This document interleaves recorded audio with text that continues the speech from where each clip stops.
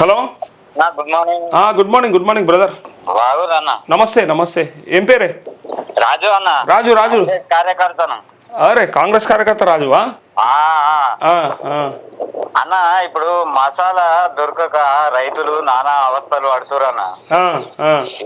ఏవో సార్ని అడిగితేనేమో సొసైటీ వాళ్ళని అడుగుమంటారు, సొసైటీ వాళ్ళని అడిగితేనేమో ఏవో సార్ని అడుగుమంటారు, వాళ్ళని అడిగితే వీళ్ళని అడుగుమంటారు, వీళ్ళని అడిగితే వాళ్ళని అడుగుమంటారు. మా ప్రజాపాలన గిట్లున్నది సార్.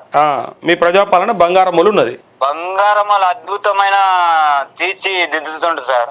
కేసీఆర్ ఏమో బంగారు తెలంగాణ చేసిండు, ఈయనేమో ఉన్నది ఊడ్చుకపోతుండు, వజ్రం తెలంగాణ చేసిండు. ఇది చేస్తుండు ఇంకా వజ్రం తెలంగాణ ఏం లేదు, ఉన్నది ఊడ్చుకపోతుండు గంతే. అట్లా అంటావు? కేసీఆర్ చేయలేకపోతేనే ఈయన తెచ్చుకుంటారు మీరు. సార్ మనము ఒక్కటి మాత్రం నేను చెప్పదలుచుకుంది ఒకటే సార్. చెప్పు. ఇప్పుడు మన యువత మేలుకుంటేనే అన్ని బాగుపడతాయి సార్. అంటే ఇప్పుడు పండుకున్నదంటావు యువత? పండుకున్నా సార్. ఎగ్జాక్ట్లీ కొన్ని ఉద్యమం ఇప్పుడు మైపాల్ యాదవ్, రుది రాజన్న వీరందరూ ఎక్కడున్నారన్న? ప్రశ్నించే గొంతుకలు, మీలాంటి ప్రశ్నించే గొంతుకలు ఎక్కడున్నారు వీళ్ళు? వాళ్ళు ఏడ పండుకున్నారు? పెద్ద పెద్ద ఉద్యమాలు చేసిన వాళ్ళే కదా వాళ్ళు. ఏమైపోయారు? కనీసము ఛానళ్ళకు కూడా వస్తలేరు, లైవ్ లకు వస్తలేరు, ఏం వస్తలేరు, కనిపిస్తలేరు లేదు. అదేనే కనిపిస్తలేరు. మీరు ఉన్నది ఉన్నట్టు మాట్లాడుతురన్నా. అదేనే మీకు సాయం చేసేంత స్తోమత లేకపోవచ్చు కానీ ఉన్నది ఉన్నట్టు కుండ బద్దలు కొట్టినట్టు చెప్తారన్నా. ఇప్పుడు ఆయన అలా అనుకున్న టార్గెట్ అయిపోయింది. కేసీఆర్ ను గద్దె దించాలనుకున్నారు, దించిర్రు. ఇంకేమున్నది? ఇంకా కనపడేందుకు? అదే సార్ మేము అదే అడుగుతాం. ఇప్పుడు రేవంత్ రెడ్డిని ఎక్కియాలని డిసైడ్ అయ్యారు వాళ్ళు. అట్లా కాదే, రేవంత్ రెడ్డిని ఎక్కియాలని అనుకున్నారు, ఎక్కిచ్చిర్రు, అయిపోయింది. ఇంకేముంది మరి? ఇంకా 2 ఏళ్ళు ఎట్లా మోస్తామో ఆయన ఏం కథనో ఏం అర్థమైతే లేదు సార్. యూరియా కథ చెప్పు ఫస్ట్. యూరియా ఏమైంది? నీది ఊరు ఏ ఊరు? సార్ మాకు ఆన్లైన్ లో సెంట్రల్ గవర్నమెంట్ పెట్టింది. ఏ ఊరు మీది? మాది కామారెడ్డి డిస్టిక్. ఊరు డిస్టిక్ తాడ్వాయి మండల్, తాడ్వాయి గ్రామం. అచ్చా, తాడ్వాయి గ్రామం. ఇప్పుడు తాడ్వాయి పిఎస్సిఎస్ లో లేదా యూరియా? లేదు సార్, టైం చెప్తారు. ఆ టైం కి ఓపెన్ చేస్తే ఓపెన్ కావట్లేదు. ఓపెన్ అయితే విత్ ఇన్ సెకండ్లలో ఓడిచిపోతుంది. సెకండ్లలో అయిపోతే అసలు ఓపెన్ చేసుకుంటారు? అసలు తెలిసి ఓసారి ఏదో వ్యవసాయం పని మీద ఎన్నో బయట ఉంటాం, అప్పుడు ఎట్లా? చేనులోనే ఉన్నాం సార్, ఇప్పుడు చేనులోనే ఉన్నాం. అదేనే, చేనులో ఉండి ఓసారి ఓపెన్ చేస్తాం, చేయరాదు.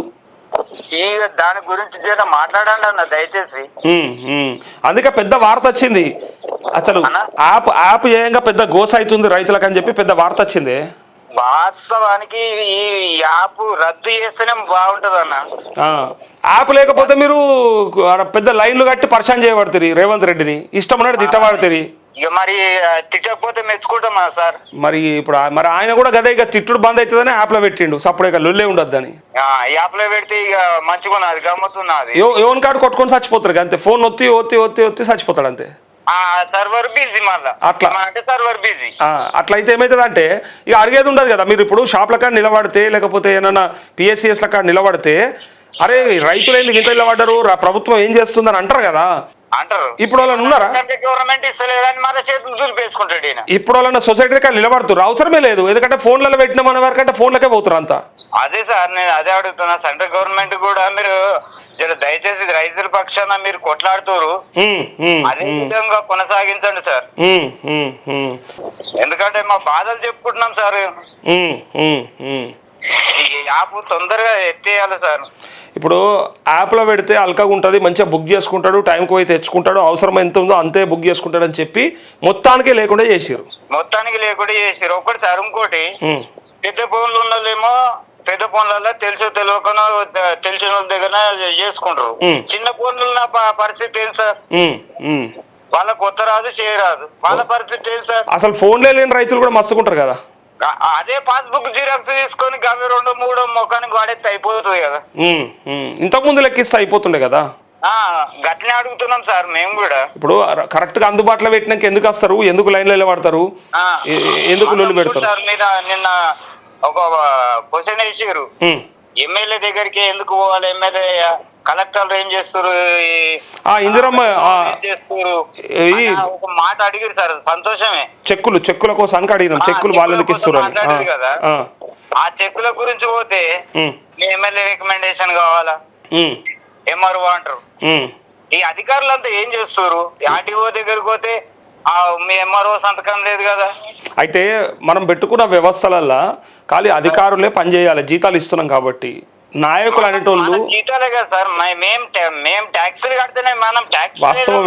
వాస్తవమే కానీ నువ్వు ఒక్కని కడతలేవు కదా ట్యాక్స్, అట్లా కూడా అంటారు సార్. అందరం సార్, అందరం కడుతున్నాం కరెక్టే. కానీ మనం ఏమనుకుంటామంటే ఇప్పుడు మీ ఎమ్మెల్యే మదన్ మోహనా, అవును, మదన్ మోహన్ దగ్గరకు పోతే మొత్తం అన్నీ అయిపోతాయి అన్న భ్రమలో బతుకుతుంటాం మనము.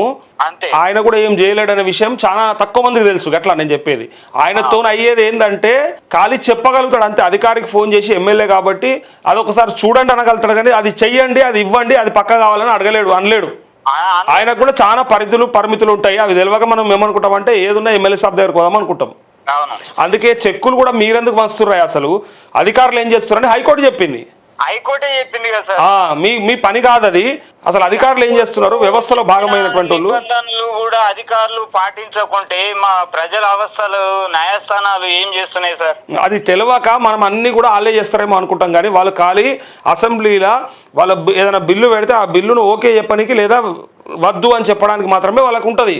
అసెంబ్లీ పెడితే అప్పుడు తెలుస్తుంది సార్. మా రేవంత్ రెడ్డి పరిపాలన, కేసీఆర్ పరిపాలన అసెంబ్లీ పెడితే తెలుస్తుంది.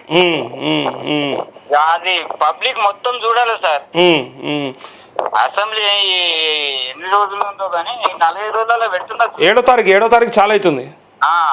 అప్పుడు రేవంత్ రెడ్డి గారు మరి ఏం సమాధానం చెప్తాడు, ప్రజలకు ఏమని ఓటు అడుగుతానికి అసలు చూస్తాం. ఇక ఎంపీటీసీ జడ్పీటీసీ ఎన్నికలు ఇప్పుడు ఇంకోటి అర్థమైందా నీకు? ఇప్పుడు మీ సొసైటీ ఎన్నికలు జరుగుతలేవు, ఇప్పుడు జరుగుతలేవు, ఆపేసారు కదా. నామినేటెడ్ ఖాళీ వాళ్ళకి సంబంధించిన నాయకులను తెచ్చి ఆడ కూర్చోబెడుతురు అంతే.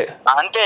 అంటే ఆన్లైన్ లో ఓడిపోయిన వాళ్ళని తెచ్చి పెడుతురు. మెంబర్షిప్ నే సార్, సొసైటీ మెంబర్షిప్ నే. మరి ఇప్పుడు మనం ఓటు వేయకుండా మనకి అట్లా తెచ్చి పెడితే రేపు ఎమ్మెల్యేలు కూడా అట్లా తెచ్చి పెడితే అయిపోతుంది కదా, ఎవడద్దు అన్నాడు. మరి ఇక ఓటు ఎక్క తీసేస్తే అయిపోతుంది. ఇక ఇప్పుడు అవకాశం ఉండే రైతుకు ఓటేస్తే నచ్చిన నాయకుడు ఉంటే ఏదైనా ఉంటే అడగనీకు ఉంటుండే. అది అరే ఎందుకు రాలేదు నాకు ఇలా యూరియా ఎందుకు వస్తలేదు, రైతు బంధు ఎందుకు వస్తలేదు, రైతు బీమా ఎందుకు వస్తలేదు అడుగుతుండే. ఇప్పుడు నువ్వు తీసేసి ఖాళీ నీకు నచ్చిన పార్టీ కార్యకర్తనో పార్టీ నాయకుడినో పెట్టుకుంటువి, దాన్ని నామినేటెడ్ పదవి కింద చేస్తారు. ఇక వాళ్ళని ఏం అడుగుతావు, వాళ్ళు ఏం చెప్తారు? వాళ్ళు పార్టీని కాపాడడానికి చూస్తారా, రైతును కాపాడడానికి చూస్తారా? మళ్ళీ ఇంకోటి సార్, ఈ విద్య వైద్యం గురించి ఒక్కరు కూడా మాట్లాడరు సార్.